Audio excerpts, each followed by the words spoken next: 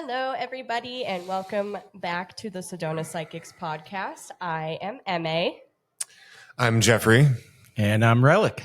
and today this episode is going to be about spiritual hygiene because we don't want no dirty spiritual people all up in the business. No, pretty much take care of your own energy, guys. So this episode is going to dive deep into what spiritual hygiene is, what tools, tips, and tricks that we can give you guys. And also, we're going to touch base on looking into like psychic vampires and things like that. So I know Jeffrey is very excited about this episode. I am like we're going to do a little bit of a deeper dive into some of the darker things that you encounter energetically and spiritually, and kind of like it's weird for me to be excited about that, but I used to be a paramedic, and so it's like I'm the guy who would show up on scene. I'm like, whoa, that looks amazing, and the patient would be like, it's not. I'm like, well, definitely not for you, but like for me, this is like a golden day. So this is just some of these things that we encounter throughout our spiritual practices, and we're going to be talking about how to deal with them today. Awesome. You want to add anything to that one, Relic? Now just that I think this is definitely a necessary, regular part of spiritual practice. Yeah, you gotta take this stuff seriously. And I think it's something that kind of needs to be looked at like regular hygiene, right? Like we gotta do this stuff on a regular basis.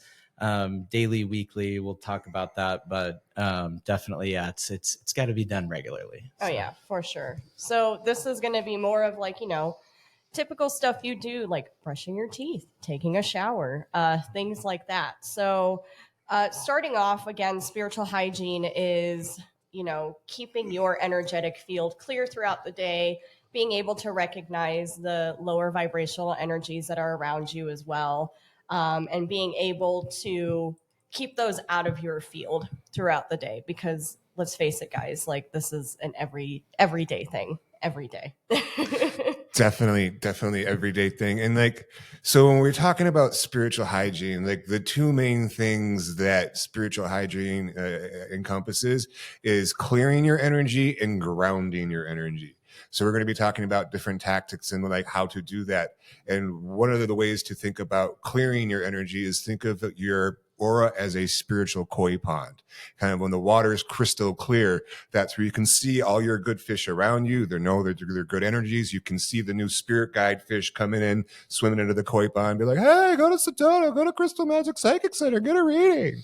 Kind of, and when your water is super murky, that's when you have a lot of toxic people, toxic individuals, toxic workplace around you. You can't see the good fish that are around you. You can't see that one that's coming in. And then you can't see the bad fish that are biting off your good fish's tails. That's when you need to clear your energy. That's when you're bogged down. That's when you can't get going. That's when you don't know what you want for yourself. That's kind of like when you're super low energy, kind of like no gas in the tank. That is about clearing. Yeah, I would also say that when you're not regularly doing this stuff and when you're not kind of clearing your own energy out, it also makes it harder to tell when people around you are siphoning your energy or draining your battery, which we'll get a little bit more into that as well. But yeah, it's just it's something that when you do this stuff regularly, That was just, like regular and religiously all together. Yeah, I don't know. I'm inventing words. Apparently, that's something I do.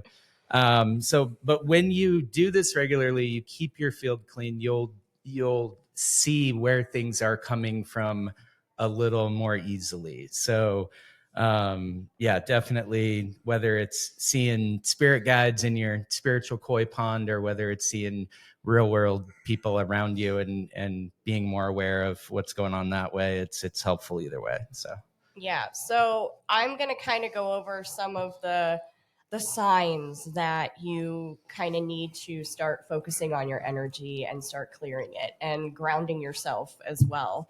So some of them are like mood swings, being irritable, really feeling like there's like an emotional heaviness on your chest. I almost want to say, almost like your head is in the clouds, not really like in your body. Does that make sense, guys? So I mean, there's even like physical signs like being tired, having headaches, feeling pressure. Now, I'm not saying this is all like professional medical stuff, you guys, because again, not every single little thing in life is always spiritual. Sometimes there are physical things going on with you, but this is also where your intuition comes in and you go, hey, like this is very random. I haven't felt this in a very long time. So this is kind of like when you go within yourself and go, okay, whose energy is whose, what energy is mine, and where can I go from here to clear it out. So Jeffrey, what are some other things that people can kind of pinpoint to help them see or feel these lower vibrational energies?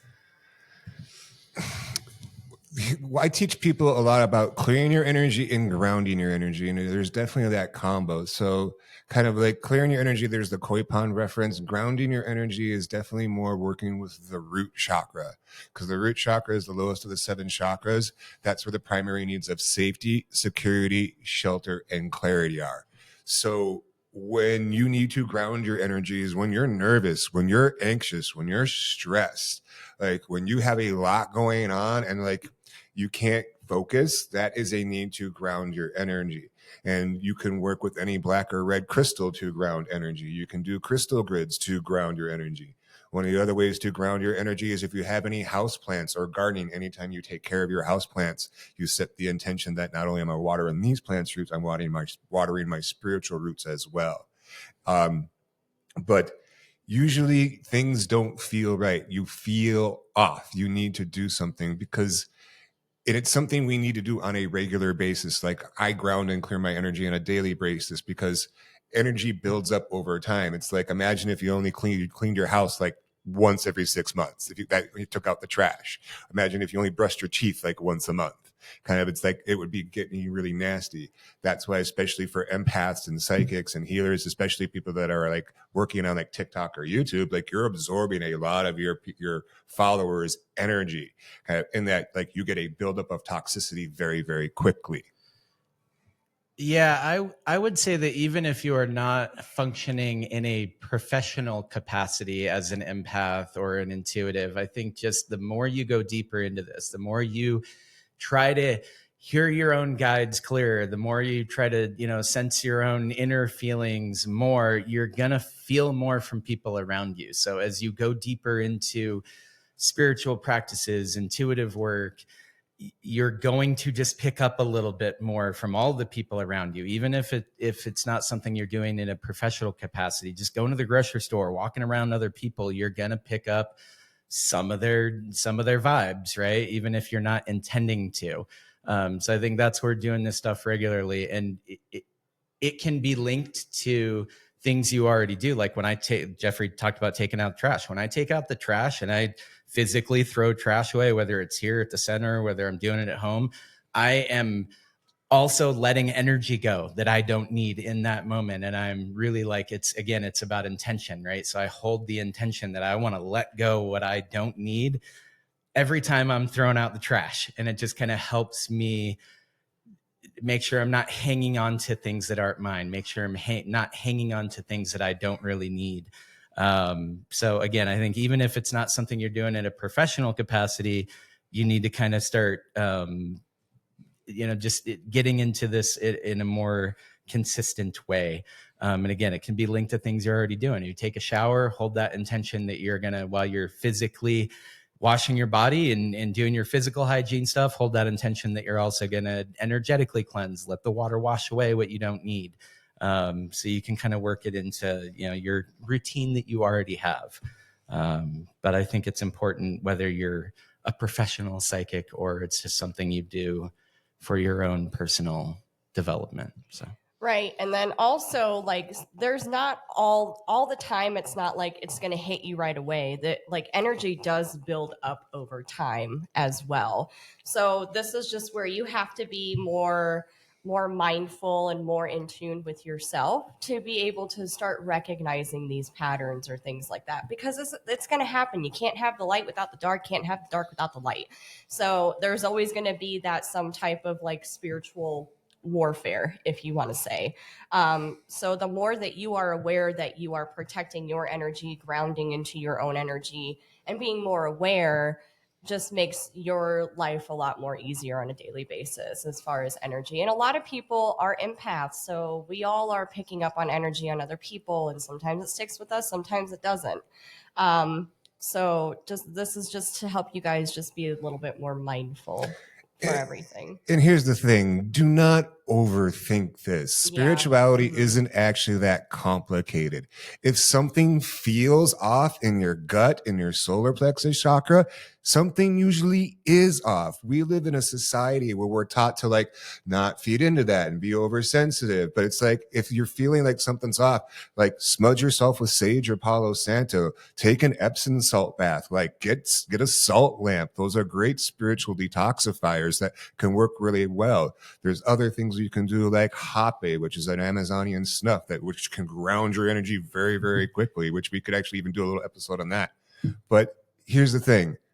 Don't overthink it. If it feels off, it probably is, and you need to do some clearing and some grounding. Right. Trust yourself. Trust your body too, because your body will give you physical signs that you got some nasty energy hanging around you. So it just needs to be taken care of. And even in some cases, again, we're not medical professionals, but if you don't clear your energy, sometimes these buildup of energetic toxicity can represent in physical things, acne, eczema, kind of like inflammation, a lot of inflammation. Oh, good God. Like you have no idea how many like times people, when they come to Sedona after they get exposed to the vortexes here and their energy is clear, they're like, I feel really good. Yeah, because we got all that negative toxic stuff out of you. Yeah. So kind of some tips and tricks, like for example, for me, I like to actually use the shower as like a cleansing. I almost want to say cleansing portal because water can be used as a portal. So I like to envision like the water is like either like a white or a gold light. And as it's coming down over my body, it's actually clearing any negative residue that's, hanging around. I mean, look what we do for a living. So we're in it all the time. So this is just something that I subconsciously do every single day when I take a shower. I also like to use selenite too. Selenite's a really good stone to use to help clear your energetic field as well. There's a big chunk right behind you if you want to show people real quick. Oh yeah, there is. Looky there. So see, selenite. It's a really cool stone. Do not get this wet or leave it in water because it will disintegrate. But selenite is very good to use. A lot of the times I like to go up in my auric field to bring the vibration up and actually cleanse the energy in my aura field too. So what tips and tricks do you guys have? I really like to use smudging. I smudge a lot. I use a lot of sage. I use Palo Santo even more. For those of you that don't know the difference between sage and Palo Santo, simply put, sage is a zero balancer. It dispels all negative and positive energy. So it's good to use at the changing of the seasons in the home, kind of in that, or like after you have a bunch of toxic people over, because it brings everything back to a blank slate, a clean canvas. Palo Santo is good because it only dispels the negative energy and allows you to build your positive battery back up and recharge yourself. I also use sweetgrass to bring in the sweeter things. And then I also use moon water, like holy water. So I make moon water every month. And I like to use those 3D physical things that actually can feel on me, kind of like cleansing my energy. And then I also do a lot of crystal grids.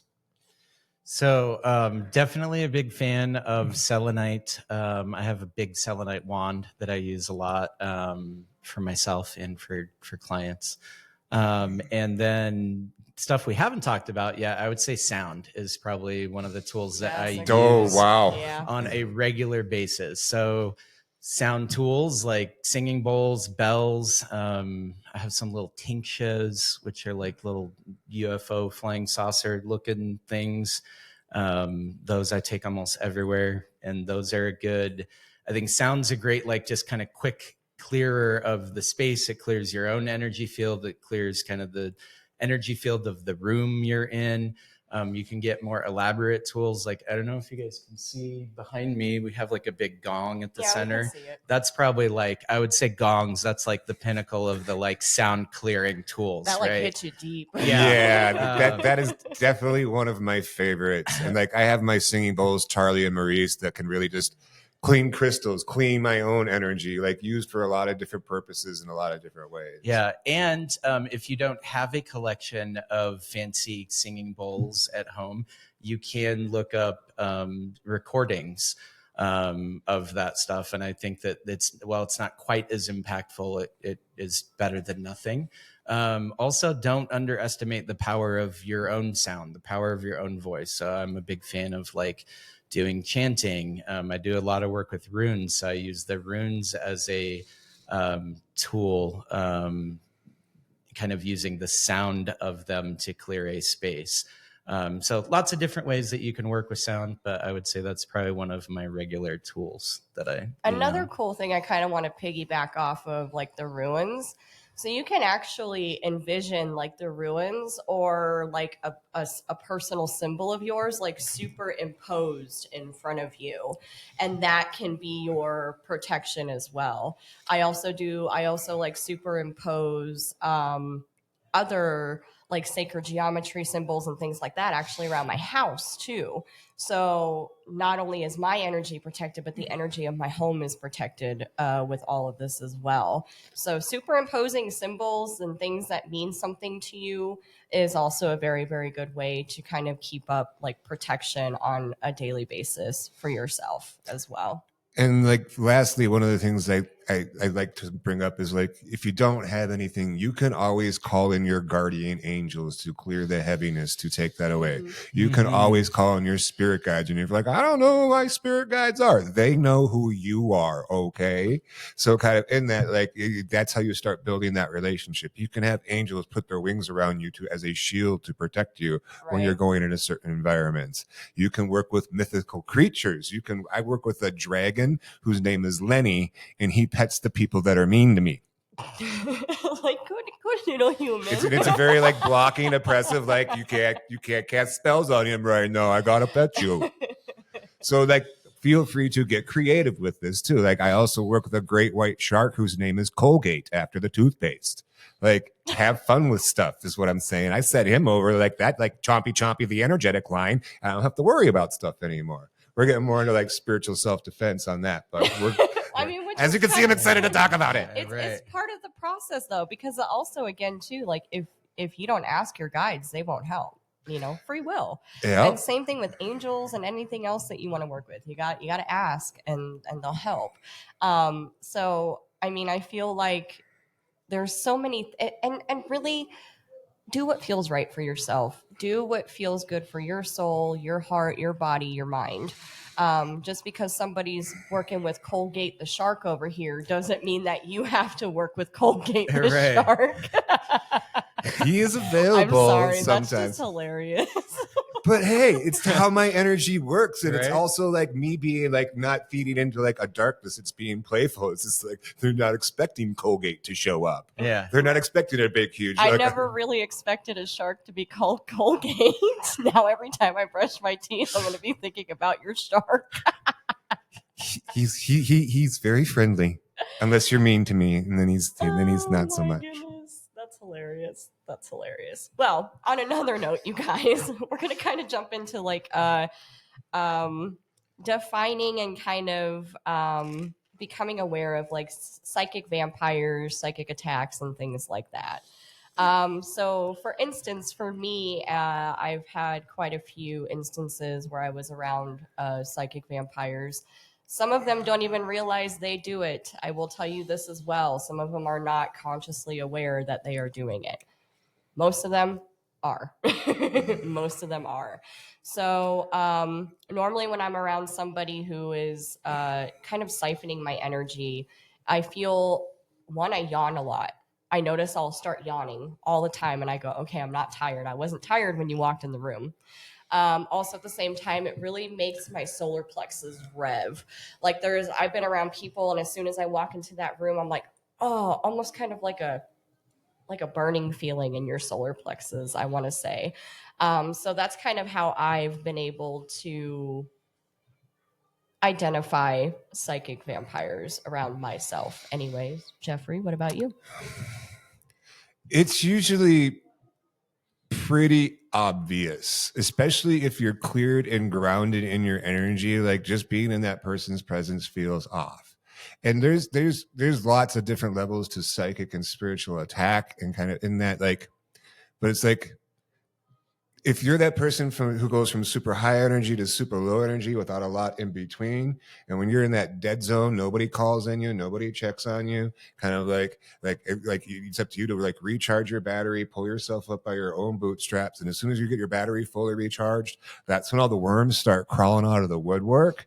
Like they can literally, and they may not be bad people, they may even be family members, which sometimes are the worst energy vampires out there. Right, and those are the ones that aren't always necessarily aware that And they do it. They call you up out of the blue as soon as you're ready to go out and start having fun for yourself. They're like looking for advice that they haven't followed for a decade. They're like, I think I'm gonna leave. I'm like, no, you're not. You're just, and like you get off the phone after talking with them for 2 hours, and they're like super jazzed, and you need to take a nap. That is energy vampirism at its most basic level. And one of the stones that I really like to recommend for that is pyrite. Pyrite is great for energetic and spiritual shielding. It's basically like, shields up, Scotty. Puts 2 feet of bulletproof spiritual plexiglass around your aura. It is great for empaths, especially who want to go into shopping places. Because here's the thing, like if you're more empathic, you're basically an energetic light sponge. And that's why you don't like going shopping unless a place just opens or right before it closes, so there's hardly anybody in the store. Mm-hmm. But if you don't have like pyrite on you as an empath, you're a sponge. You'll literally be drawn to look at pizzas that you don't want to buy, because that's where the most toxic person who has been in the store the past couple of days went and stood for 2 minutes. And your energy is like, I got to soak this up so nobody else has to deal with it. But it's like, that's how very easily this energy and toxicity can build up if you're not aware. Mm-hmm. But then there's more focused attacks, which we'll get into in a little bit. But how about you, Mike? Yeah, I think the whole energy vampire psychic attack is just another place where we need to remember to not overcomplicate it. Like they're not going to be wearing all black and have fangs. It's just the people that you walk away from the interactions with them feeling drained. It's the Debbie Downers in your life and the negative Nancys and that one lady at work that always just wants to complain about her life. And that's right. That's like, that's the energy vampire in your life. Right. And so recognizing who those people are that are just siphoning energy, those are the ones that you need to kind of have your energetic shields up around a little bit more, right? Or at the very least, when you walk away from those interactions, you need to go cleanse your energy, go do a quick little, whatever, smudge, use some light, whatever works for you, use sound, but do something to kind of let that go right away so that you're not holding on to their crap, basically. And then the whole psychic attack thing, I think, is another one that like people overcomplicate this stuff. That's just somebody that feels like you wronged them at some point in their life, and they're sitting around and for whatever reason thinking about how they don't like you, and they're just sending you negative juju, right? They may not even maliciously and intentionally be doing this.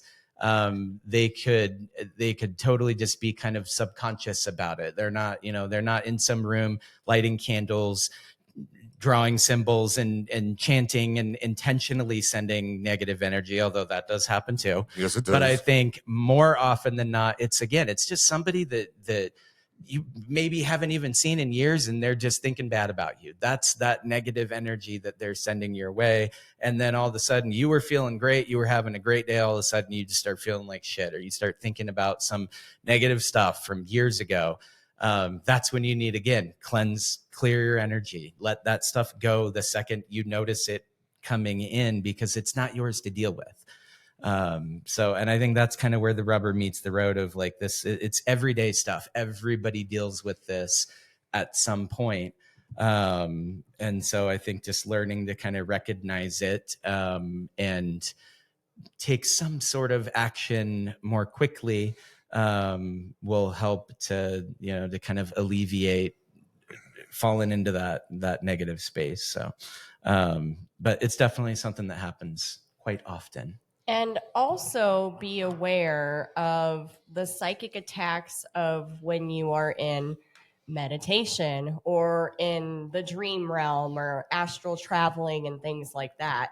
Make sure that you have your protection up during that process too, because there's people, things, entities, and I'm not saying this to fearmonger. I just want people to be aware that not everything is rainbows and butterflies with this. So you still have to protect yourself even when you're out doing the spiritual work outside of your body. So in meditation or astral traveling, yet again, put your bubble of protection up or have your guides go with you, which I have mine go with me all the time, regardless. Like my guides are right there anytime I'm out in the astral realm. So pay attention to those things too, because you can bring things back with you. I've I've seen it. I've done it myself on accident. And so just be aware of all your surroundings, whether it's here physically, in the ethers, wherever you're going to do your work. So be mindful. And just to kind of caveat a little bit more about a little bit what you were saying, like spiritual or psychic attack, like to put it a little bit more in perspective, to make it a little bit more relatable, it's like we've all had that horrible day where everything goes wrong. And then all of a sudden we think of that friend or person we haven't talked to in forever. And then they call out of the blue, or like, oh my God, it's amazing. I was just thinking, like, I've been thinking about you for a couple of days. I had to call and check on you. That is what a positive psychic or energetic spiritual connection. That positive person's energy in your aura, and it can feel in you in that low vibrational state, and spirit aligns them, triggers them to call you, to make you laugh, to get you through that horrible day on to the next day. That is one side of the spiritual, like energetic coin.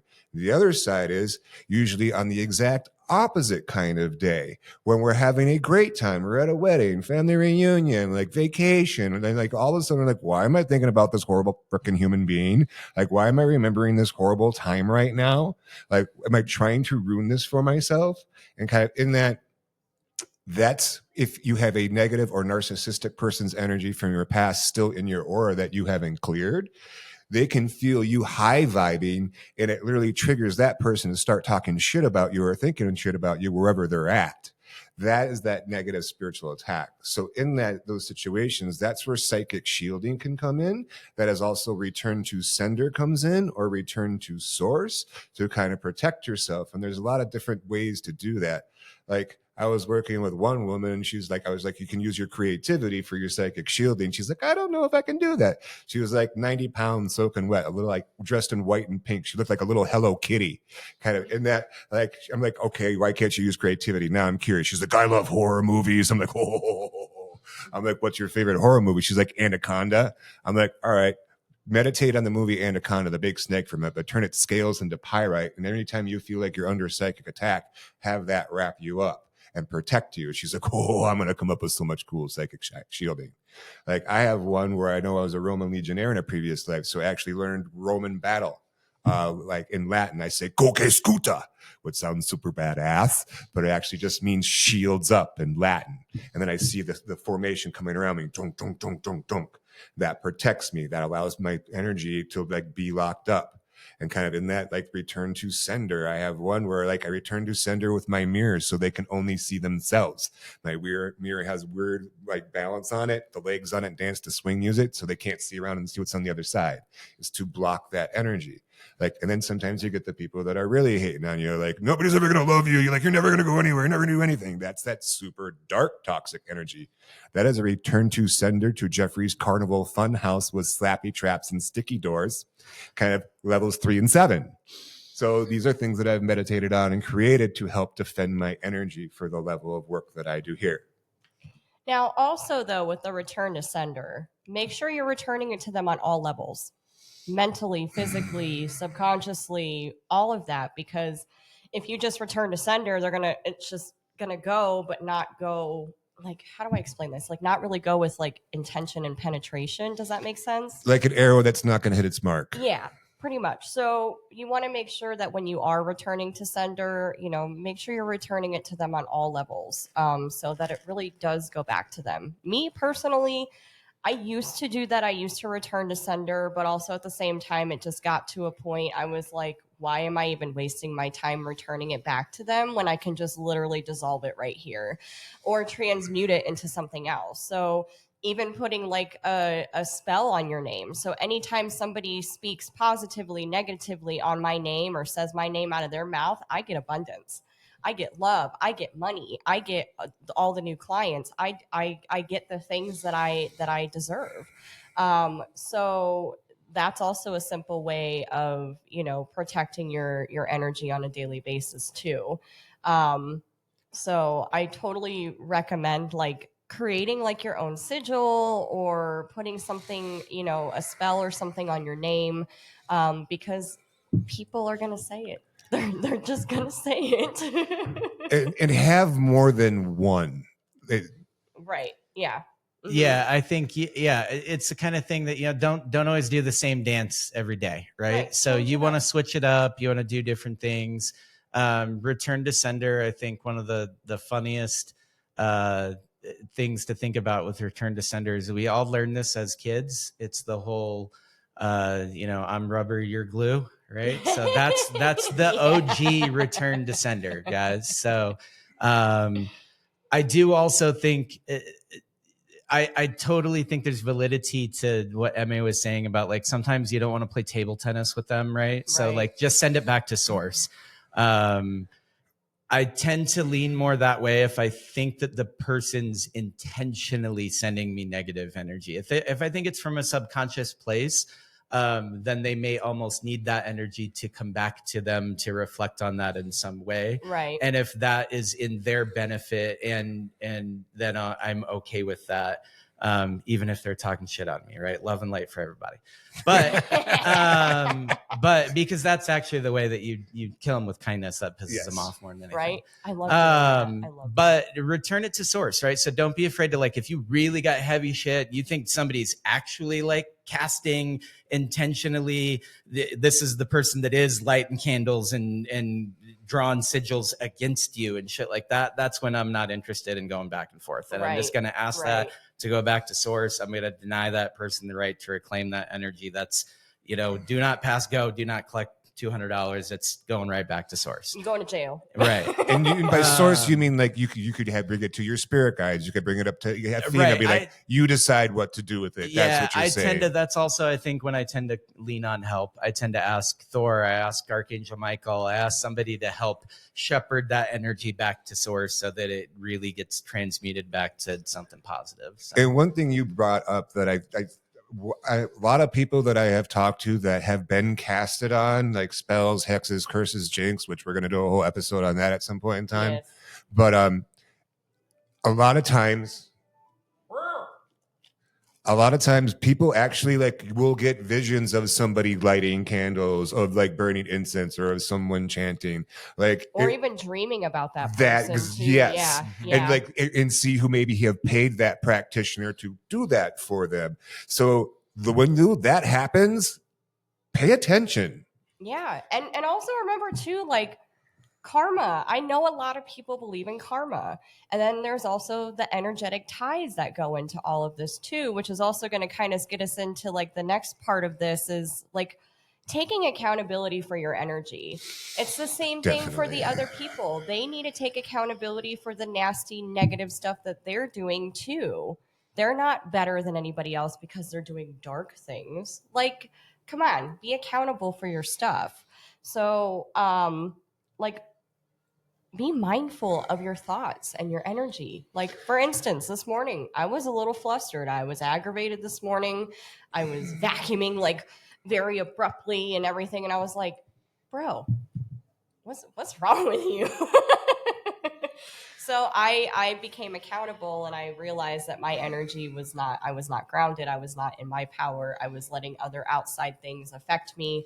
And I kind of gathered myself up, grounded myself, and I was like, all right, MA, like, you got this. You got this shit. Like, you can handle it. So so how can other people be accountable for the stuff that they do? I think it starts in awareness. I think just being aware of the energy that you are sending out, right? As you increase your own power in spiritual spaces, you want to be mindful that you're not the one energetically attacking others, right? You don't want to be thinking bad about people from your past, because that was all just part of your story, part of your journey, right? It led to where you're at right now, and that's where you're supposed to be. So I think a lot of it's just awareness. I think a lot of forgiveness so that you're not sending negative energy out to others. Also, I think a lot of self-forgiveness, because I think we tend to be our own harshest critics. And sometimes it's the thoughts that we've kind of allowed to replay in our own minds that are the source of the negative energies. So you want to make sure you're kind of like doing some housekeeping in your mental space and emotional space. Yeah, and again, I think it's just being aware, right? That it's all rooted in awareness. So. And just because your life is shitty in the moment doesn't mean you have to make other people's life shitty in the moment. For me, like namaste really comes into play. The light in me honors the light in you. And in that, like in the simplest form, what that means is how I treat other people is a direct representation of how I am treating myself. Right. So if I'm being mean, catty, and disrespectful to other people, that's how I'm treating my own energy, and I'm bringing that toxicity in. And kind of in that, or something else I wanted to hit on. One other thing that can throw off your energy that we're going to talk about really briefly is portals. Yes. And that is something that, so there's certain energies, like when someone's like doing the dark casting and things on you, like we talked about that, but sometimes that's more like, for lack of a better way, put it more like demonic, like the energies people think about those things. But there are interdimensional beings that are like bugs on planet Earth that feed off of light and energy, and they come through interdimensional portals. Right. And we can open those up when we're sleeping. Which is what we do when we're sleeping, when we're meditating. So that's also becoming aware of, the energetic attacks in those types of realms too. And these are definitely things that can be draining on your power in certain ways. And here's the thing, like, and this goes back to also like dark practitioners too, because one of the things that was coming in, well, psychically we're talking is like, people are going to want to know, like, why would someone cast spells on me? Why wouldn't someone do a curse or a jinx or a hex or anything like that on me? Because they're immature. Not only that, they envy something in you. They see something in you, like your charisma, your good looks, your ability to talk, like your leadership. And whenever they are casting that spell on you, it's because they're trying to milk something specific out of you that they are lacking in themselves. Don't overthink it. People are very, very petty. And when it comes to these interdimensional beings, it's like some people like to drink beer, some people like to drink whiskey, some people are red wine. So when these things are coming to you through portals, it's basically there's something about your light, your life force that they find to be a sweet nectar. So that's kind of why we almost have to close portals. I do daily for myself. Yeah, I think closing portals is another one of those things that almost to me has just kind of become like part of the regular spiritual hygiene. It's like I cleanse a space, I close the portals. Oh, you making up some words today, man. And then I would say usually after I do that is when I start to get into more like putting symbols or sigils up as like kind of protection barrier to keep the space clean. Mm-hmm. But yeah, especially when you're doing spiritual work, or even if you're going to sacred sites where a lot of people commonly go for spiritual work, people might have opened portals and forgot to close them. So I think it's just, it's just one of those things where you got to pay attention. You got to be aware. If you start to feel it, then that's when you use one of your practices to close them. I would say for portals specifically, I tend to lately lean on banishing rituals that are rooted in like Golden Dawn practices. So basically working with the pentacle. Mm-hmm. And the pentacle is a symbol, among other things, it's a symbol for the five elements. So that's a way to kind of like work with a specific element to cleanse a space. You can call fire in to cleanse a space, or you can call air or water, or spirit or earth. And so that's another thing we could probably do a whole episode on. Or if you're interested in it, go read some stuff on Golden Dawn. I recommend Israel Regardi, but Also there's lots mirrors too. Yeah. Protect the mirrors in your house. Yep. I literally draw like how you were saying, I did fire pentacles over all my mirrors, so Yep. nothing can come through or anything like that. And I do it like once a month. It's like part of my energetic clearing, Like of, dusting. yeah, of my Mhm. house. So as I go through all the mirrors, the bathroom mirrors, the mirrors in the bedrooms, or anything like that, I go through and I like superimpose a very big fire pentacle, and I haven't had any issues with my mirrors. So Yeah. guys, if you're having issues with your mirrors, protect them. Yeah. It makes a difference. Yeah. Mine is pretty simple. I actually like to use Fibonacci series, the 369 Yeah. kind of energy to do that. But like, I'm kind of aggressive about it. Like, I basically like Shocker. Shocker. I like Hecate has a brand because sometimes things keep like you shove them through a portal, they find another way to come back. So I actually have things branded, maimed, like Dobby from Harry Potter. Dobby never meant to kill. Dobby learned to maim or seriously injure. Dobby's a free house elf. Exactly. But basically, I brand them, I maim them, and I have Hecate shove them through a portal that they don't want to go through. And kind of like I'm not messing around with things that are trying to sap my energy anymore, and I want to know if they can make their way back. Right. And also, like, your guides and angels are able to do that for you as well. They're able to come in and take things that don't belong there. And that's what I mostly use for the portals is my guides, my angels, and things like that. Awesome, guys. Awesome. Well, if anybody has any questions or anything about this episode, please comment or message us, and we will try to answer as quickly as we can. Yeah, I think it would be cool also for anybody out there listening that already has a practice that they use. If there's stuff that you do that we didn't mention, feel free to leave that in the comments. Yeah, we love to hear new tips and tricks, things that we don't think of, and Right, see how other people are starting to work their magic, because everybody's waking up, baby. Yeah, and if you're we're looking all for learning. some simple talismans to help you with, pyrite is a great protection stone.